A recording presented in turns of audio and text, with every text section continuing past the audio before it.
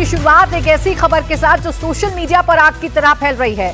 दावा किया गया है कि सरकार ने गोल्ड रिजर्व का सोना बेच दिया है। अब सरकार ने इस खबर को पूरी तरह से झूठा बताया है। पीआईबी ने फैक्ट चेक करके बताया कि गोल्ड रिजर्व से 1 लाख करोड़ का सोना बेचने का दावा फेक है। एक विदेशी एजेंसी ने खबर दी थी कि सरकार ने गोल्ड रिजर्व से सोना बेचा है। अब सरकार ने इसे फेक न्यूज बताया है, तो एक फेक नैरेटिव करने की कोशिश की जा रही थी। नैरेटिव ये कि गोल्ड रिजर्व से सरकार ने सोना बेच दिया है। इस खबर को पूरी तरीके से फेक बताया गया है। पीआईबी ने इसका फैक्ट चेक किया है और ये बताया है कि ये खबर पूरी तरीके से झूठ है, पूरी तरीके से ये जो खबर है ये फेक है। हमारे पॉलिटिकल एडिटर देवेंद्र पाराशर इस वक्त हमारे साथ जुड़ गए। देवेंद्र, कितना गंभीर मुद्दा है जिसे सोशल मीडिया पर सर्कुलेट किया जा रहा था?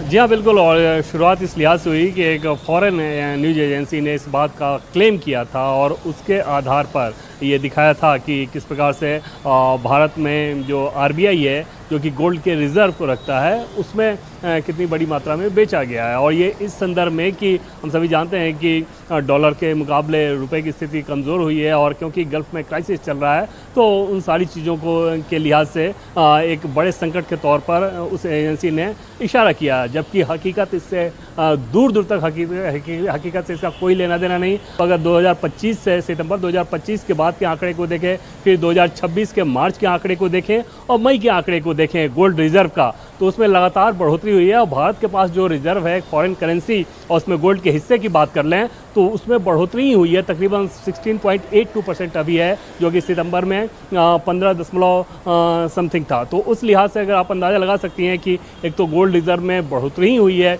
और दूसरी चीज़ कि 882 लाख टन सोना जो था वो अभी वैसे ही है। और आरबीआई इसमें हर महीने में अपने वेबसाइट पर इस रिपोर्ट को जारी भी करता है। इसमें कोई ऐसी चीज़ नहीं होती जिसमें कोई गोपनीयता हो, बल्कि हर महीने आरबीआई के वेबसाइट पे मंथली रिपोर्ट जो डाली जाती है उसमें बाकायदा ये बताया जाता है कि भारत के पास फॉरेक्स कितना है, यानी फॉरेन एक्सचेंज करेंसी कितना है, गोल्ड कितना है। और ये पैरामीटर्स ऐसे होते हैं जो कि किसी भी देश के आर्थिक सुरक्षा कवच को एक प्रकार से इंडिकेट करते हैं। और फॉरेन करेंसी की बात कर लें तो वो देश रखता है कि खासतौर पे जो हम इंपोर्ट करते हैं और अगर कोई क्राइसिस आ जाए तो उस कंडीशन में वो रिजर्व काम करता है। दूसरी तरफ गोल्ड रखा जाता है। गोल्ड न सिर्फ आरबीआई द्वारा देश में रखा जाता है, बल्कि बैंक ऑफ इंग्लैंड जैसे जगहों पर भी रखा जाता है, ताकि कभी कोई क्राइसिस हो तो बहुत आसानी से उसको वोलाटाइल किया जा सके, लिक्विडेट किया जा सके।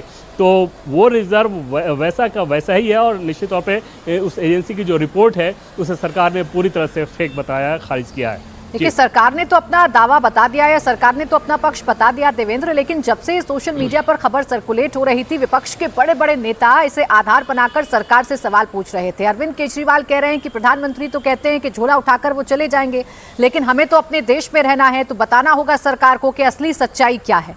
ऐसी खबरों को हवा देना विपक्ष के लिए कितना मुसीबत भरा साबित हो सकता है?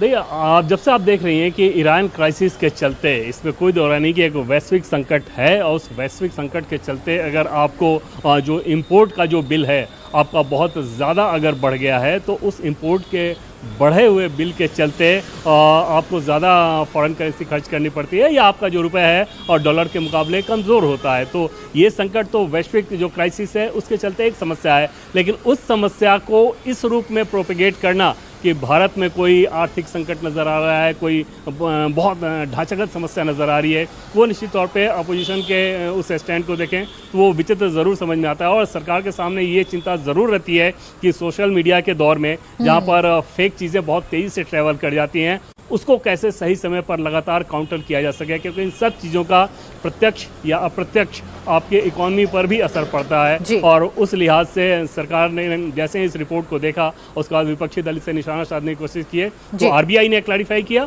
और सरकार ने बाकायदा फैक्ट चेक भी किया है। बिल्कुल, अब इस पर विपक्षी नेता क्या कहते हैं, अब अगला क्या नैरेटिव करते हैं, ये भी देखना दिलचस्प होगा। देवेंद्र, आप बने रहिएगा हमारे साथ।